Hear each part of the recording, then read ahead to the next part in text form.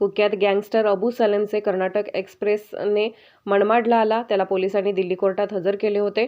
मात्र कोर्टाने पुढील सुनावणीची 10 सप्टेंबर तारीख दिली. त्यामुळे त्याला आज दिल्लीहून नाशिकला आणणार सेंट्रल जेलमध्ये घेऊन जाण्यासाठी कर्नाटक एक्सप्रेसने दिल्ली येथून मनमाडला आणण्यात आले.